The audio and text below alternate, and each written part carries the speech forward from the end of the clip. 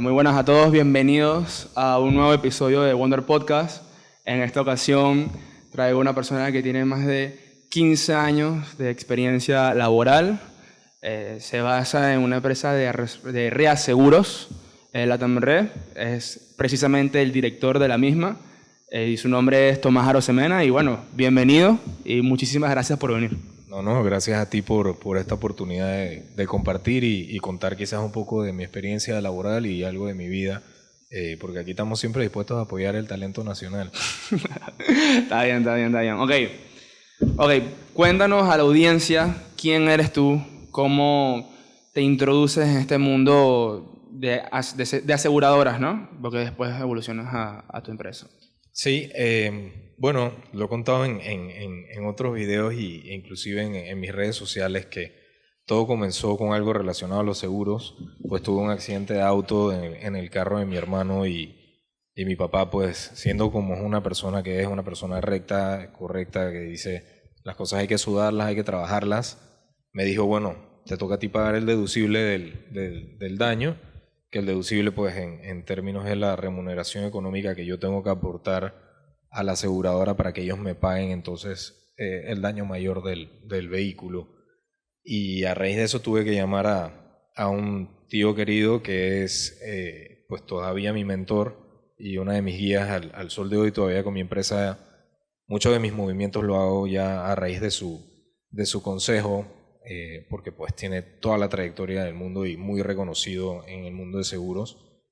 Y converso con él y pues me hacen una entrevista y me dan una oportunidad para entrar a trabajar en una empresa que se llama Ducret.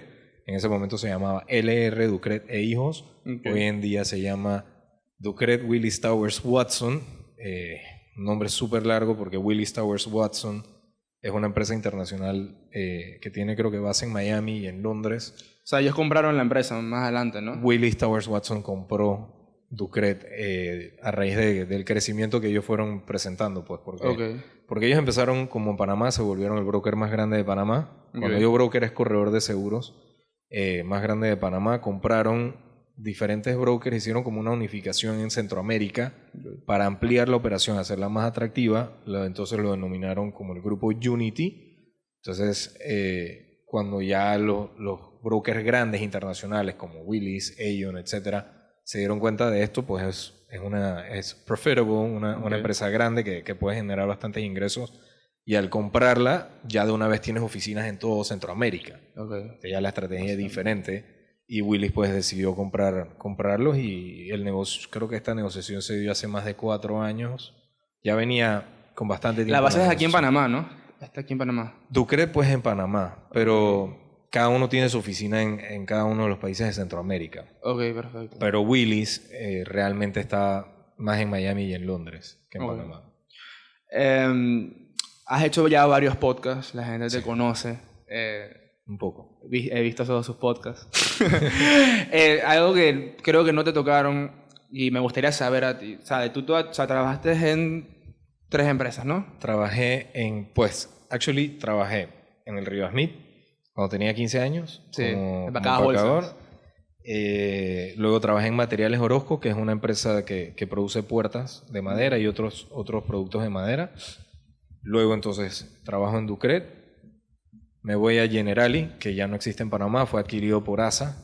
Aseguraciones Generali es una empresa italiana de seguros y reaseguro, muy grande.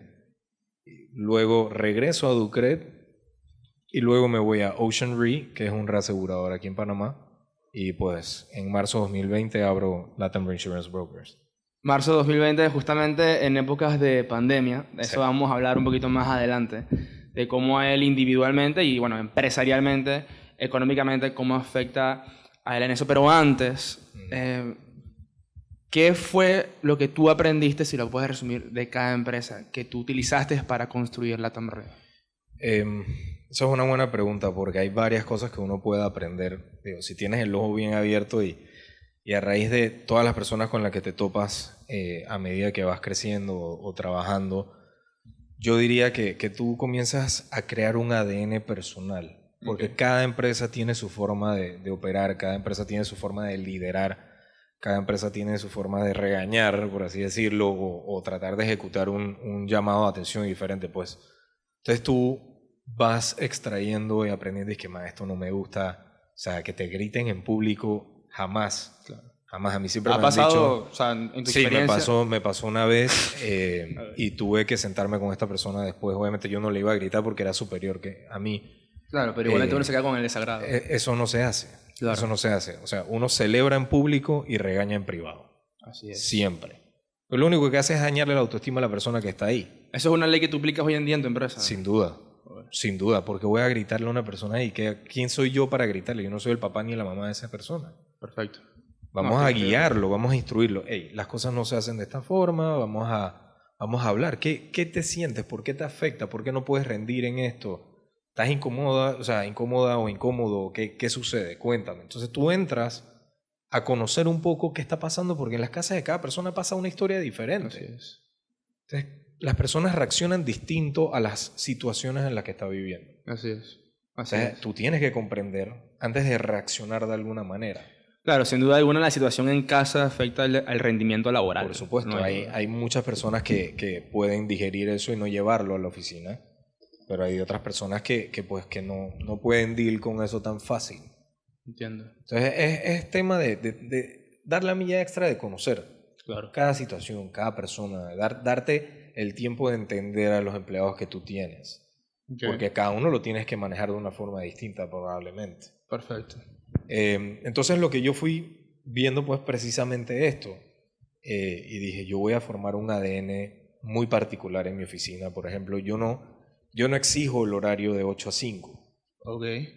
Nosotros trabajamos mucho con mercados internacionales, entonces tampoco amerita en muchas ocasiones estar hasta las 5 de la tarde en la oficina.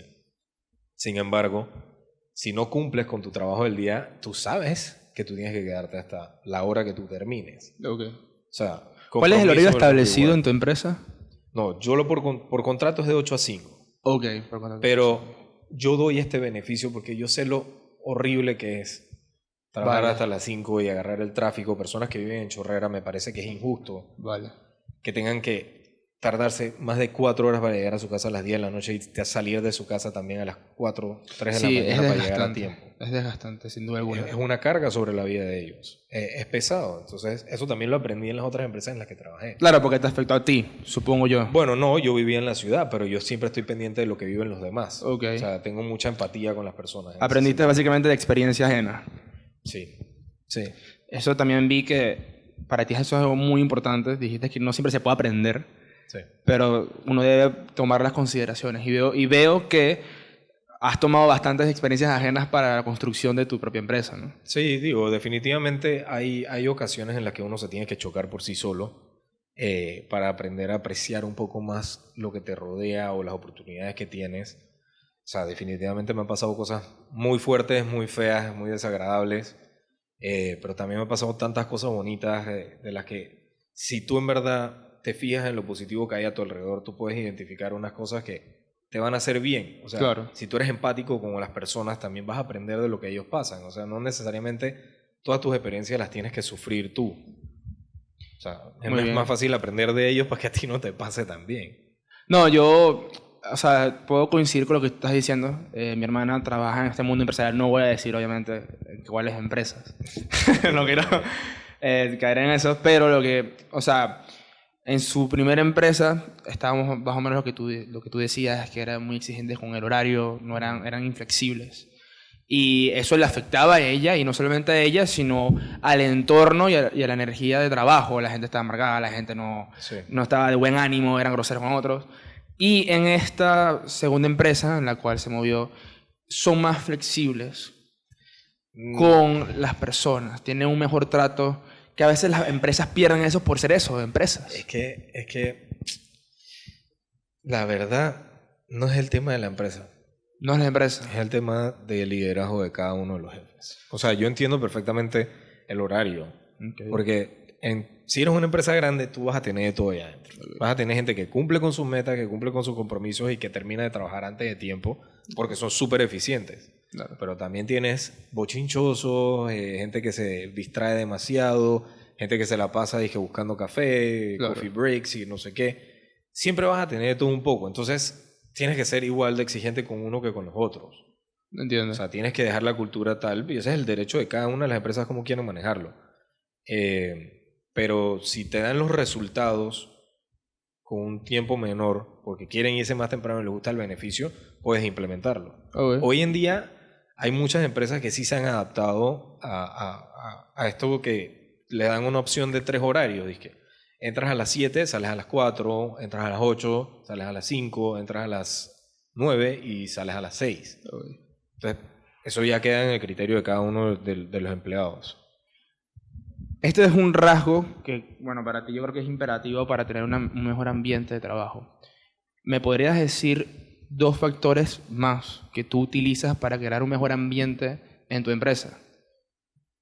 No soy muy estricto con el tema de que si tienen una cita médica, que si tienen que ir al banco a hacer una cosa, o sea, no les quito un día de vacaciones, no les quito horas de pago, no, o sea, soy súper flexible en eso, porque a todo el mundo le pasa, o sea, a todo el mundo le pasa que tiene que llevar a su hijo, que tiene que ir a buscarlo, que el perro, que lo otro, o sea, esa parte la entiendo muy bien, y el ambiente que también llevo en el trabajo es el otro factor, o sea, el ambiente de que conversemos, te instruyo, soy muy dado a educar en mi trabajo. O sea, no todo el mundo tiene la misma cantidad de años que yo trabajando en el sector. Nadie nace sabiéndolo todo. Y yo creo que me voy a morir sin saberlo todo también, y estoy bien con eso, porque la perfección es inalcanzable. Así es. Entonces, yo creo que ese tema de que también soy muy empático va de la mano con esto, que me siento con ellos a educarlos. Okay. Entonces me tomo mi tiempo para hacer un tablero y explicarles, porque reaseguro no es fácil. O sea, a mí me costó digerirlo. Todavía sigo aprendiendo, porque todos los días seguro va evolucionando y vas aprendiendo de eso. Entonces, no, es un mundo muy complejo. Es complejo. Y que todos los días tiene un cambio, sin duda Todos alguna. los Ya entrando un poquito más de materia empresarial. ¿Por qué una empresa de seguros y una empresa de reaseguros? O sea, ¿por qué no necesitas ser una aseguradora normal? Ojo, para los que no sepan, y lo que tengo entendido en mi ignorancia, tú me corregirás. El reaseguro, básicamente, en palabras simples, es el que asegura a la aseguradora. Correcto. Okay, En Insurance for Dummies, esa es la definición. Así lo llamo yo. No. Lo digo porque los libros que son Whatever for Dummies, que son unos libros famosos, creo que son amarillos con negro, esos libros no es que dice que son para realmente personas tontas, porque el que agarra ese libro para aprender no es ningún tonto. Tonto es el que no quiere evolucionar en su vida, honestamente. Entonces yo lo denomino Insurance for Dummies, porque en esos libros digieren la información técnica del negocio para ponerlo en palabras normales. Así es. Y que uno lo pueda comprender. Porque si yo me pongo aquí a hablarte, no, que yo hago la retrocesión con el porcentaje de proporcional que participa la aseguradora, tú dices, pero espérate, brother, háblame en español, que me pierdo. Y es lo mismo cuando yo me siento con un man de IT y me dice, y que man, métete a la cosa de Microsoft, el admin, que yo no entiendo, brother, háblame en español, me pierdo. Entonces por eso lo digo Insurance for Dummies, no estoy denigrando a nadie. No. Yo le aplaudo al que agarra un libro y se pone a estudiar y se pone a aprender. Eso es lo que hay que hacer. Para poder combatir la ignorancia tienes que aprender, tienes que tener el entusiasmo para seguir adelante. Así es. Bueno, entonces... ¿Por qué? ¿Por qué? Okay. ¿Por qué? Bueno, compañía de seguros, el capital que tienen que invertir es extremadamente alto. Yo no tengo esa cantidad de plata. Igual que las empresas de reaseguro tienen que invertir. Por ejemplo, creo que en Panamá te exige que el capital en banco sean $10 millones para abrir una reaseguradora. No recuerdo cuánto es la aseguradora, pero estoy seguro que va por la misma línea de capital. O sea, una cuenta de bancos que tenga ese fondo y no la puedas tocar. Tienes que dejar eso ahí. Y aún así tener otra plata que puedas invertir para poder mantener la operación. Entonces, ahí la otra posibilidad que estudié en un momento fue abrir un corredor de seguros, que en mi industria se le denomina broker retail, pero no me sentía identificado con ser corredor, no por nada malo, sino que no quería tener que atender a tantos clientes, el tema de tener que vender tantas pólizas, porque es un trabajo muy fuerte. Si tú te dedicas a eso y te tiras a la calle, hay tantos corredores de seguros, cada uno con un cuento diferente, cada uno con una oferta diferente, cada uno con un servicio diferente. y yo tengo que salir a competir de cero. O sea, sí, tengo mis amigos, pero a mi edad mis amigos todavía no es que todos tienen casa, no es que todos tienen empresa. Así es. Entonces le voy a vender la póliza a los carros, pero es que el papá también es corredor y no sé qué. Entonces eso ya, yo dije, esto es muy complicado, muy complicado. Reaseguro me parece un mundo más bonito porque es un mundo más técnico. A mí me gusta mucho el departamento técnico del negocio. ¿Qué digo con técnico? Es el departamento en donde tienes que analizar el riesgo como tal, o sea, estudiar la persona, estudiar la propiedad, estudiar el negocio y crear de cero un producto que sea específico, tailor-made para ese cliente. Entonces te pones ahí a inventar. O sea, es un tipo de médico, se podría así decirlo. Bueno, no, ni cerca, pero se puede decir o sea, que es analiza a su cliente, a su paciente. Analizas profundamente el cuerpo de la persona a ver qué es lo que pasa. Claro. Entonces, en mi caso es como yo analizo para yo prevenir que ese cliente pueda sufrir un siniestro. Y si ese cliente sufre un siniestro, que tenga la cobertura para todo lo que le pueda pasar. Increíble. Entonces esa parte me pareció más bonita y en Reaseguro se ve más. Porque muchas veces las aseguradoras, que es el ejemplo que yo he usado en todos los podcasts, es que llegan con un avión un cliente y en Panamá no existe tanto el nicho ese técnico en el parte de aviación todavía. Claro. Porque es un riesgo muy particular, es un riesgo con muchísima exposición, porque cuando pasa algo con el avión, o sea, probablemente se va completo el avión. Eso te suma a las personas o te suma a la mercancía que había adentro, te suma las maletas, te suma los daños que pueda subir, que pueda causarle a una propiedad adyacente. Ok, un avión de copa, básicamente, o sea, se estrella, normal, puede también pasa un accidente y yo no quiera, ¿cuánto sería más o menos la pérdida general? Yo tuve un caso en un avión que teníamos asegurado en una de las empresas que trabajé. El avión estaba despegando de Cuba y apenas despegó, por ahí mismo se fue para abajo. Y se murieron todos menos una sola persona que creo que quedó parapléjica. Obviamente la aerolínea fue a quiebra porque fue un error del equipo, porque no le dieron el mantenimiento suficiente, que es algo muy, muy delicado y es algo que, o sea, me parece horrible que tú eres una aerolínea y tú transportas personas, tienes 300 almas mínimo en ese avión, por lo general, y tú no cumplas con las regulaciones. Bueno, esa pérdida cuantificada, o sea, eso puede subir a más de $10 millones. Fácil, porque cada una de las personas que están en el avión te puede demandar, así como los familiares de los pilotos y del crew. O sea, te pueden demandar todos y si tú vas acumulando ese proceso de demandas, puede ser súper alto. En el aspecto de seguros, tiene su límite. Porque tú aseguras hasta cierto monto. Por ejemplo, el avión valía $3 millones, porque estás usando el ejemplo de uno de Copa, que es un Embraer 800, o sea, un avión grande. Pues creo que todos los de ellos son de 700 o 800 para arriba. Puede estar asegurado en los 3 o más, quizás más 5 millones por allá, depende del año de la aeronave. A esa póliza, dentro de esa póliza, tú tienes el casco, pues que es el avión, tienes la responsabilidad civil, que son los daños a terceros, tienes los accidentes personales, que es la cobertura de la tripulación y de los pilotos, y tienes accidentes personales o gastos médicos para pasajeros, que es una cobertura legal que se incluye dentro de la póliza para cubrir cada uno de los asientos, así le denominan, cobertura de asientos.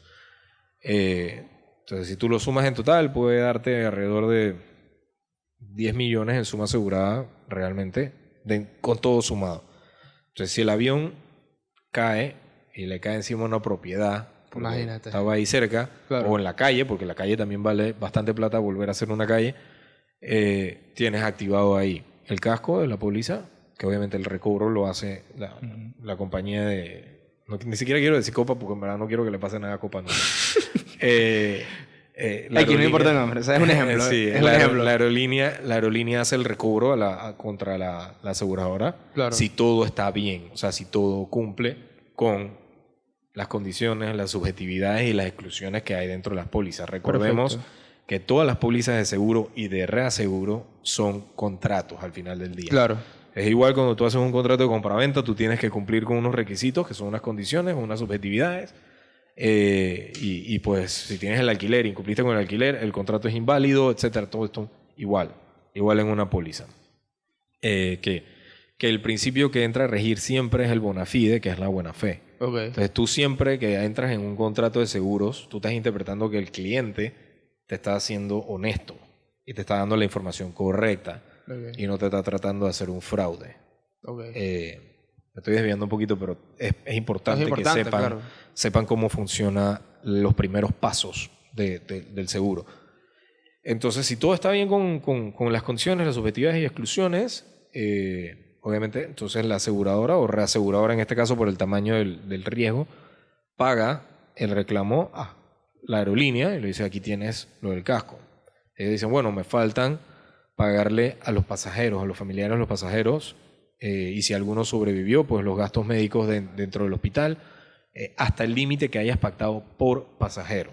Claro. Esto es en el ámbito de la póliza. No, esa es la importancia de las letras chiquitas, por así decirlo. Sí, esto es previo a que entres a ver cualquier gasto adicional que la póliza no cubra. Esto es lo que estamos hablando, es lo que está dentro, pactado en el contrato de la póliza.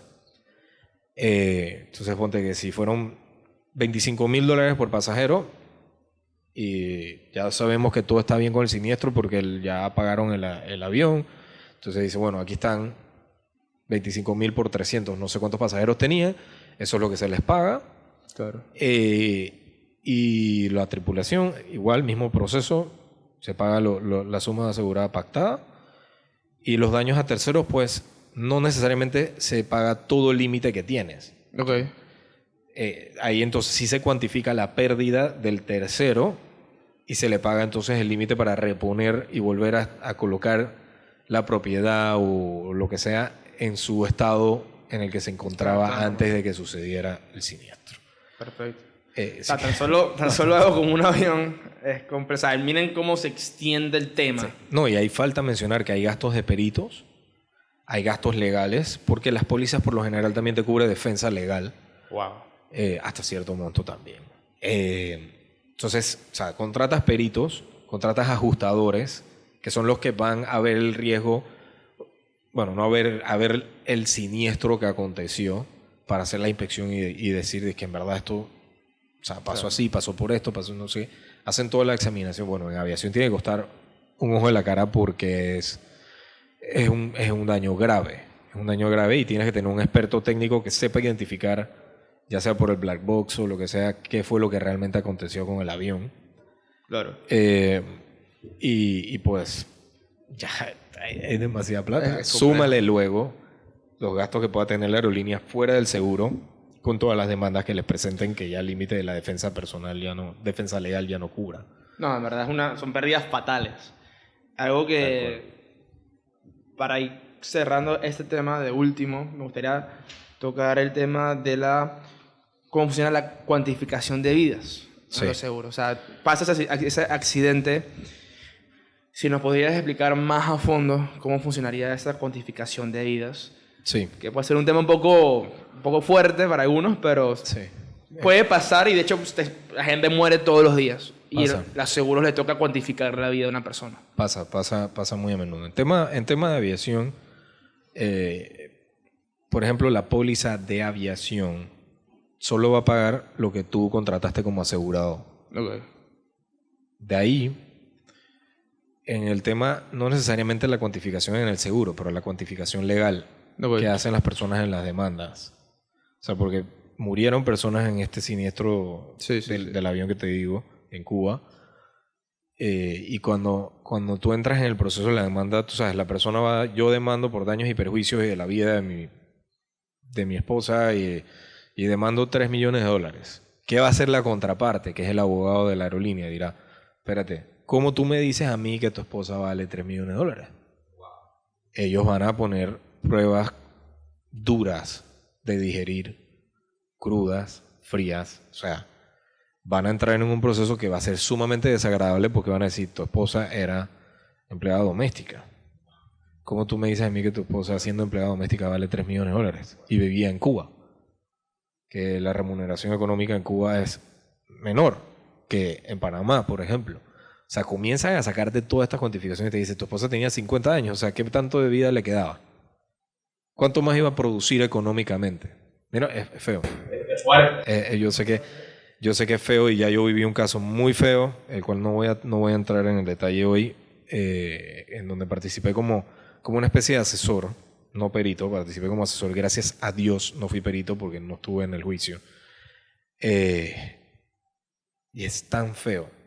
Pero nuevamente yo entiendo el trabajo que tienes que hacer en la aseguradora al momento de cuantificar el seguro de vida o cuánto valía la persona en un siniestro automóvil. Por el proceso que te demandan, pues te demandan y te exigen que pagues $1 millón y tú tienes que pelear que, o sea, negocio es negocio. Así es. Cuando te tocan el bolsillo, tú vas a tratar de justificar.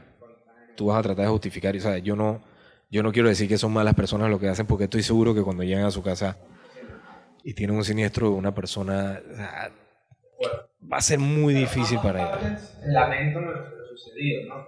Sí. Cada quien, a uno le toca cuidar ese bolsillo. Sí. Bueno, la otra parte está, digamos, curiosa. Sí, no, es un tema muy difícil. Yo diría que pueden usar como ejemplo la película Worth, que está en Netflix, que lo mencioné en otro podcast, que esa película se trata sobre yo iba a decir la Segunda Guerra Mundial, se trata sobre las Torres Gemelas y cómo el gobierno estadounidense quiere aportar una remuneración económica a las personas que perdieron a su familiar, que era el que mantenía la familia, o que era un esposo o esposa que traía aporte económico a la casa, y cómo es todo este proceso en que este abogado, queriendo hacer un trabajo para ayudar a estas personas, termina en esta encrucijada en donde, como yo en verdad le estoy diciendo que el que barría valía menos que el CEO. Pero aquí vamos a de vuelta a la pregunta de cuantificar. O sea, tú dices, sí, pero el que barría tenía 18 años y el CEO tenía 70. O sea, el periodo de producción del CEO de ahí en adelante hasta cuándo es, si ya se iba a retirar, ya no iba a producir lo mismo, ya iba a vivir pensionado. Sí, que puede tener inversiones y demás, pero las inversiones se pueden colapsar o lo que sea. El de 18 años estaba cursando la universidad para ser ingeniero industrial. ¿Quién te dice que ese man no estaba en una universidad muy buena en Nueva York, que iba a ser el día de mañana el CEO de una empresa a sus 25 años? Ahora, eso es muy interesante. Una aseguradora, o sea, o la otra parte, quien sea que tenga que sacar el provecho de esa especulación del muchacho que falleció, uno puede cuantificar el valor de la persona a base de especulación. Lo que pasa es que en este mundo existen las personas actuariales que estudian las probabilidades, que estudian todo esto. Entonces, ellos se tienen que sentar a ver una persona, o sea, de su propia raza, a regir una cantidad de factores, en donde tienes que hacer un estudio profundo para poder cuantificar cuánto podía valer esa persona en su periodo de estimación de vida. Okay. Que igual, cuando tú vas a sacar un seguro de vida ahorita, tú vas a la aseguradora y ellos te van a hacer un estudio y un análisis de tu expectativa de vida. Claro. Que es su tabla de mortalidad, así le denominan. Con eso ellos cuantifican tu tasa. Porque tú dices, él fuma, él toma más de 3 veces a la semana, él tiene un trabajo de limpiador de vidrios de edificios altos. Entonces dicen, ok, este man es súper alto riesgo, porque es fumador, tomador y trabaja para un tema peligroso. Así como los manes que son disque motocross. Claro. Entonces ellos cuantifican una tasa más alta y por eso te cuesta más el seguro y te lo dan por un periodo menor. Te dice que tú a tus 50 años ya no te puedo asegurar más. Oh, wow. Entonces eso va relacionado a la tabla de mortalidad. Okay. Y es así mismo como se hace la valorización también de las vidas. Perfecto. Hay varios factores, es un tema que yo jamás quisiera trabajar así. Son demasiados factores que influyen, obviamente, en la cuantificación. Saliendo ya un poco de ese tema, como habíamos acordado, dicho básicamente, tienes 3 años, Latam Ray tiene 3 años de existencia, empezó en el 2020, año de pandemia, que sin duda fue un golpe duro para yo creo que el planeta entero. Lo cual, en mi opinión, hace más admirable tu trabajo. Porque estás diciéndome que creaste esta empresa nada más y nada menos que a los 29 años. Sí, correcto. A Sí, los cumplo 29 32 años. el otro mes. Exactamente, a los 29 años y tuviste que sobrepasar una pandemia. ¿Cómo fue ese proceso para tú hoy sentarte aquí y representar tu empresa y básicamente hablar? ¿Cómo fue? Fue horrible. Fue horrible. ¿Por qué? Porque yo decidí hacer este salto en enero de 2020. Es decir, decidí renunciar a un salario fijo y volverme emprendedor. Wow. Abrí la operación de LATAM Insurance Brokers el 1 de marzo de 2020. Ya, gracias a Dios, no me acuerdo exactamente qué fecha Panamá nos mandó para la casa, pero creo que fue el 19 o el 20 de ese mes que nos dijeron todo el mundo para su casa, esto es pandemia, Imagínate. nadie salga. Y yo dije, bueno, ahora sí se jodió la vaina. Qué fuerte. Yo me acabo de mudar con mi actual esposa y era de que íbamos a subsistir entre los dos. Ella, el trabajo de ella parece que, si mal no recuerdo, ellos siguieron trabajando, pero creo que las primeras semanas de marzo fueron las más inciertas. Claro. Las últimas semanas de marzo, que fue las primeras semanas del cierre, del encerrón, y las primeras del siguiente mes fueron las más delicadas, las más llenas de incertidumbre y que no sabemos qué empresa en verdad iba a seguir trabajando desde la casa o no. Claro. Y yo dije, puchica, pero yo pienso que los seguros todo el mundo los va a necesitar todavía, y más ahora que nunca. Claro. Porque todo el mundo va a tener que ir al hospital en algún momento, todo el mundo va a tener que cuidar su casa, todo el mundo quiere que su carro esté bien protegido. Y bastante gente fue, de hecho, al hospital. Muchísima gente. Y que en paz descansen las víctimas de esta tragedia, pero... Va a sonar rudo, y corrígeme si me equivoco, pero yo creo que para las aseguradoras la pandemia en cierto punto fue un éxito. No, todo lo contrario. Todo lo contrario. Todo lo contrario. ¿Por qué? Fue una pérdida catastrófica. Ok. Catastrófica, fue igual que un terremoto. Ok. Sacudieron el capital de todas las aseguradoras. Se registraron demasiadas pérdidas. Demasiadas pérdidas ¿Cerraron de vida. aseguradoras? No. No. ¿Sobrevivieron a la pandemia? Sí, creo que no. Las únicas que cerraron fue por mal manejo de sus capitales y de sus seguros. Okay. Digamos porque estaban mal reasegurados o no querían reasegurarse o no querían distribuir bien sus riesgos, su mal manejo de cartera, diferentes factores. Pero hay unas que fueron intervenidas por la Superintendencia de Seguros.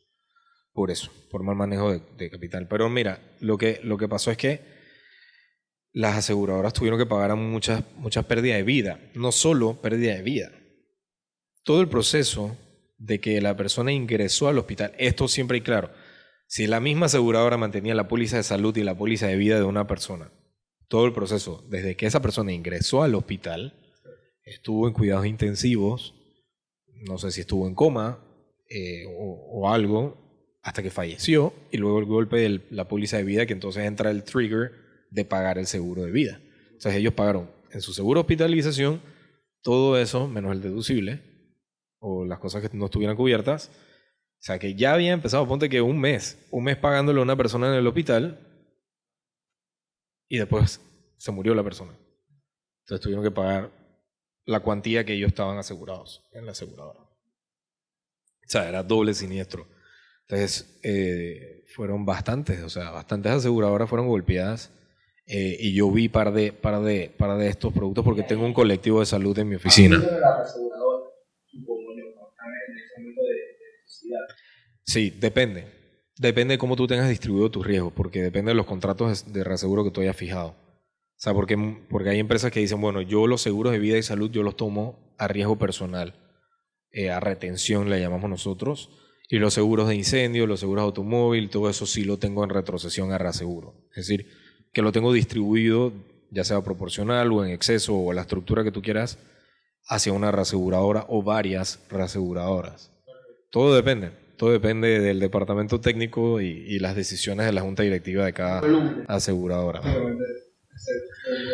Sí, entonces, bueno, siguiendo contestando tu pregunta de cómo fue la pandemia, pues yo, y esto también lo he dicho en otras ocasiones, siempre hay dos caminos a tomar. O me sentaba en mi casa a llorar y a decir que yo era un pobrecito, que por qué me pasan estas cosas a mí, o me ponía a entrar en plan de o resuelvo.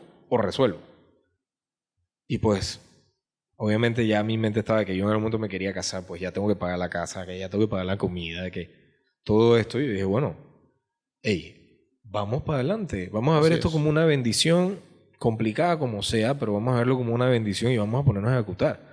Ahí comencé a desarrollar mi plan de trabajo, comencé a desarrollar mi presentación corporativa y comencé a mandar correo, brother, a todos los reaseguradores habidos y por haber y a todas las aseguradoras de Panamá presentándome mi nuevo proyecto, que estos son los negocios que estoy haciendo. Me puse a hacer mi página web, me puse a crear miles de cosas. O sea, Y explotaste, básicamente.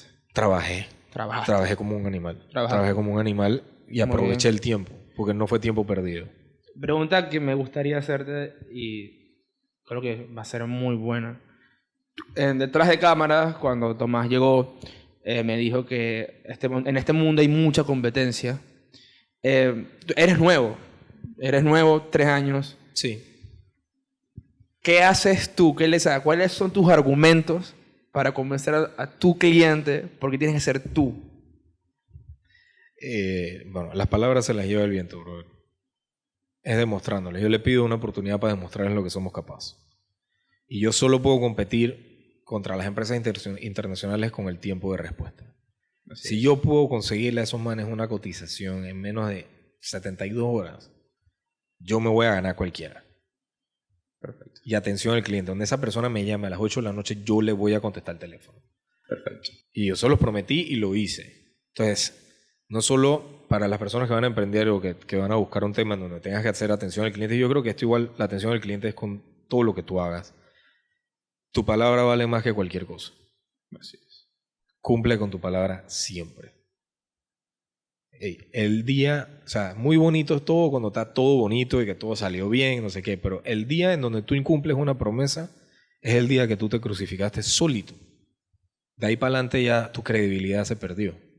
Buen consejo, me gusta mucho. Básicamente, tu garantía es el cumplimiento de tu palabra. 100%. Eficiencia, lealtad, compromiso y pues obviamente mi palabra. ¿Podrías mencionar a algunos de tus clientes? Sí, claro.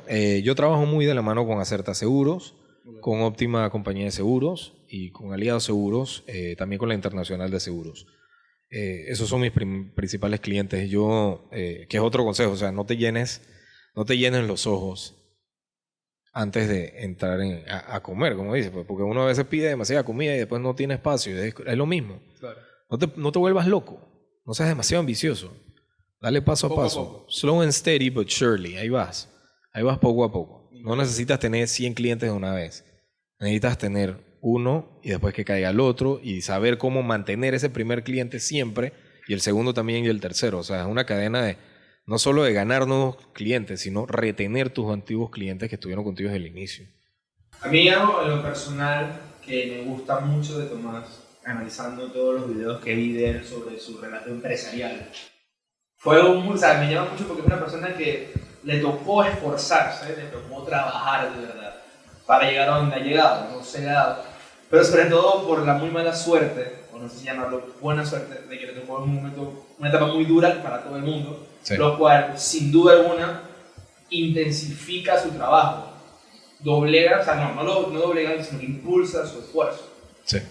Y algo que me llamó mucho la atención escuchando tus relatos empresariales es que tu primer negocio lo pusiste en 3-4 meses Sí. y nada más ganaste una comisión de $200. Sí. Así que me llamó, o sea, Sí. mucho, o sea, no sé, Fue en un mi triunfo. ignorancia. Fue un triunfo.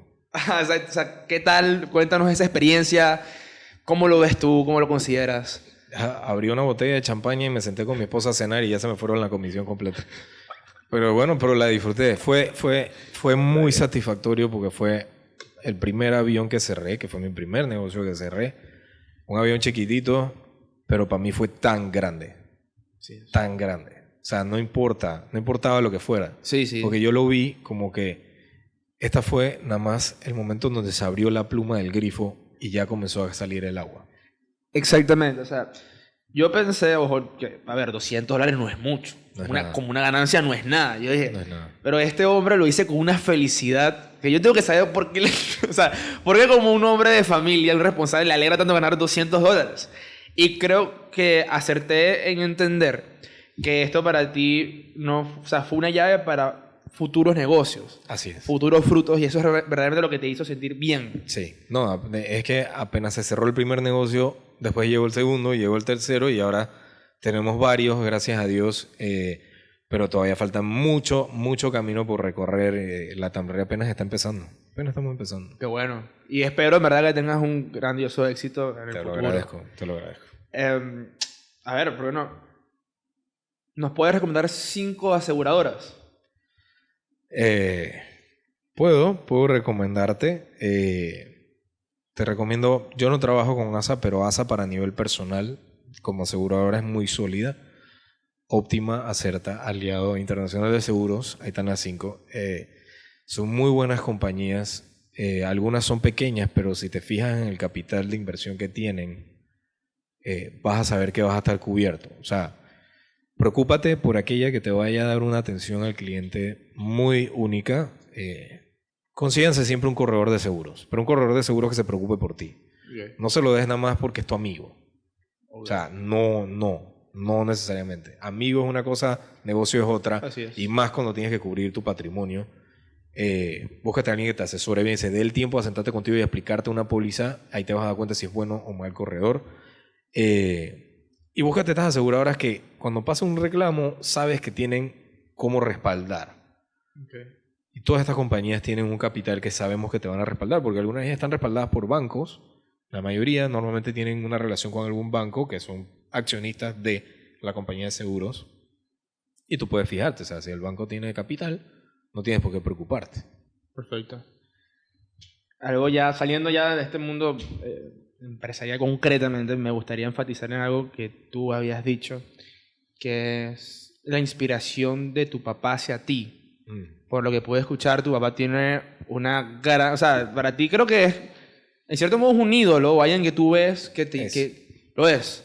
Alguien que te impulsa a ser mejor, que te anima a ser mejor y, sí. Hey, ¿por qué no? O sea, yo creo que tu papá, que no lo hemos mencionado hasta ahorita, de una forma indirecta o directa, tiene que ver en todo esto, en tus ánimos de seguir para adelante. Todo que ver, tiene todo que ver. ¿Qué tal? Cuéntanos de tu padre. No solo mi papá, mi mamá también. Mis dos papás como una unión, que hoy en día, gracias a Dios, siguen casados después de... Ya ni sé cuántos años van a cumplir, más de 40 y pico años casados. Ellos como unión y como equipo, a mí y a mis hermanos, somos 4, nos inculcaron unos valores, que eso, de ahí nace todo, de los valores en los que te inculcan, y no solo que te los digan, sino que ellos los practiquen y tú los veas como el ejemplo que son. Perfecto. Porque cualquier niño va a seguir el ejemplo de su papá. O sea, si su papá es boquisucio, el niño va a ser boquisucio, y después tú te preguntas, ¿pero qué te pasa? ¿Por qué estás diciendo esa palabra sucia? Es que si tú la dices a cada rato, ¿no? Así es. Entonces es lo mismo, o sea, seguir el ejemplo de ellos, para mí, el trabajo que ellos, la vida, cómo les fue tan difícil para ellos. Ellos cuando se casaron tenían 18 y 20 respectivamente. Mi papá 20, mi mamá 18, y estaban solos. O sea, nadie les dio nada. Mi papá trabajaba 3 empleos, mi mamá trabajaba 2 empleos y no tenían para comer. Había noches que ellos decían, o le doy de comer a mi hijo o como yo. Entonces, obviamente va a comer mi hijo. Claro. Y ellos pasaban hambre. Pero de ahí en adelante, o sea, mi papá limpió zapatos, arregló televisiones, mi mamá estudiaba y trabajaba 2 trabajos y todo, y tenía que cuidar, y tenía que amamantar, y tenía que... O sea, todo esto y es... ¿Por qué yo me voy a lamentar si ya mis papás me dieron las herramientas? Es nada más yo de explotarlas y salir adelante. Y mi papá siempre me inculcó a trabajar, a estudiar. O sea, Perfecto. tú solo lo único que tú le puedes dar a tus hijos es tu apellido. Yo voy a tratar de hacer lo mejor de mí para ayudar a las personas, para ser un ejemplo, para tener los pies en la tierra, no volverme loco con la ambición de que la plata no lo es todo. De que se necesita, sí, pero o sea, uno no vive para trabajar, uno trabaja para vivir. Siempre sé bueno con los demás, siempre sé comprensivo. Siempre es más satisfactorio dar que recibir, honestamente. Entonces todo esto me lo inculcaron mis papás. A pesar de nada, ellos daban todo. Siempre se iban más allá por los demás que por ellos. Y creo que eso es lo que más me ha impactado, y pues honestidad, trabajo, o sea, valores. Increíble. Valores siempre. No, qué bueno, que en verdad que, o sea, creo que todas las personas deberían ver hacia sus padres y deberían ser un motivo de inspiración y de básicamente echar para adelante. Ojalá. Pregunta que se me había escapado y creo que Adelante. o sea, cuando yo lo vi como dato curioso me dio mucha risa. Dime tú, que no habías profundizado tanto, 5 cosas más peculiares que se han asegurado. O sea, yo vi que, bro, personas que no se han asegurado un pelo, un cabello, ¿qué es eso? Sí, yo lo dije la vez pasada, pero lo que pasa es que no fue, o sea, Troy Polamalu, que fue el ejemplo que yo di en el otro podcast, que él era un jugador de fútbol americano y es hawaiano, entonces tenía el pelo, el curly hair ese largo, no sé qué. Él trabajaba para comerciales de Head and Shoulders. Entonces, para Head and Shoulders, él generó, me imagino, con un impacto grande para la marca y era big ambassador para la marca. Entonces, Head and Shoulders aseguró el cabello de ellos por el valor que tenía el cabello el cabello de Troy Polamalu para los ingresos y el marketing de ellos. Pues lo que yo dije, Cristiano Ronaldo y Messi, que la pierna por el valor obviamente que tienen ellos. ¿Qué otra cosa que te pueda decir? Que no, si mal no recuerdo, algún cantante tiene asegurado sus cuerdas vocales. Eso te lo puedo garantizar, porque eso lo vi. Pues que ahora se me escapó. Me agarraste desapercibido. Pero bueno, por lo menos ahí tienes 4 que te puedo decir. Y estoy seguro que hay buco locuras. Y bueno, mucha gente no conoce que tú aseguras los riesgos cibernéticos. O sea, que un hacker y eso también está asegurado. Sí, eso también se me había hablado, o sea, de los riesgos cibernéticos, que creo que al final se basa en lo mismo. O sea, hay pérdida y por lo tanto el seguro que cubre esas pérdidas o que las cotiza. Sí, te remunera primero la recuperación, o sea, volver a ponerte en tu lugar de que estás protegido nuevamente. Va a ser difícil saber la cuantificación de cuántos daños pudo haber causado esa información que te robaron o el tiempo que estuviste detenido sin poder trabajar, como le pasó a Copa aquella vez que le hackearon el sistema y no pudieron volar ese día. Hay una cuantía grande económica de pérdida de ingresos. Ya para ir finalizando, me gustaría conocer un poco en tu lucha contra la ignorancia. ¿Qué da de eso? ¿Cuál es tu propósito, tu misión final con ese tipo de Sí. Gracias por preguntarme eso porque es un tema que de verdad que me apasiona. Tomás tiene un podcast, vayan a verlo. Aquí está. Café Asegurado, o sea, viene con su camiseta y todo. El Café Asegurado está dentro de la página de Instagram de Latam Re. Ok, ya lo saben, lo pueden ver. Básicamente se basa sobre el mundo de Educación de seguros. Ahora lo estoy evolucionando en esa misma línea del tema de combatir la ignorancia. Yo no estoy diciendo, y siempre aclaro que no estoy diciendo que todo el mundo es ignorante. Claro. Estoy diciendo que hay que combatir la ignorancia en el sentido de que si yo puedo ser factor de cambio para educar al que quiere y no tiene acceso a eso, y si yo se los puedo dar en esta plataforma que todo el mundo tiene en Instagram hoy en día, claro. El que quiere, ahí lo tiene. Y se puede sentar a aprender un poco para que ellos, el día de mañana, que quieran asegurar su casa, quieran asegurar su carro, cuenten con un poquito de herramientas que yo les estoy dejando de datitos importantes en estos videos. Y quiero combatirla porque yo quiero que el mundo crezca, yo quiero que mi Panamá sea mejor. Yo quiero que el día de mañana aquellos políticos que tomen esos roles de guiar a este país, sean personas aptas. Entonces yo no me puedo quejar de el que maneja mal o de que es un animal en la asamblea si yo no hago nada al respecto. Entonces, ¿cómo yo hago al respecto? Educándome y educando a los demás, tratando de hacer un esfuerzo de tener un mejor Panamá el día de mañana porque es mi país y tenemos que luchar por eso. Me encanta. No tenía contemplado hacer esa pregunta, pero me gusta mucho a todos, y te lo dije a ti antes de traerte al podcast, que este es un podcast para jóvenes, básicamente. Faltan 2 preguntas para terminar. La primera, ¿qué es lo que tú quieres para Panamá? ¿Cuál es tu mayor deseo para tu país? Yo quiero un país en donde no tengamos que nosotros gritarle a los políticos para que hagan algo al respecto. Quiero un país en donde la salud sea accesible para todos, porque a todos nos afecta. Porque el día de mañana que uno tenga un hijo y tenga un problema con ese hijo, yo no quiero por qué tener que irme a Colombia corriendo a comprar un medicamento porque aquí cuestan $1,000. O porque me tengo que ir yo a tratar a Estados Unidos de cáncer. Aquí hay médicos extraordinarios. Tenemos una posición privilegiada geográficamente. ¿Por qué no hacen el esfuerzo por la educación y la salud en este país? Yo quiero que esos políticos hagan algo al respecto. Hey, si estás ahí para meterte, te quieres meter y quieres hacerlo, hazlo por el bien. Si vas a hacer algo, hazlo bien hasta el final. No te metas ahí por la rosca, no te metas ahí por los beneficios, no te metas ahí por la plata. Eso no es. Sean honestos, man. Trabajen bien. Pónganse los pantalones y sean firmes. Donde alguien te venga con una propuesta indecente, dile que no. Mantente firme en tus valores.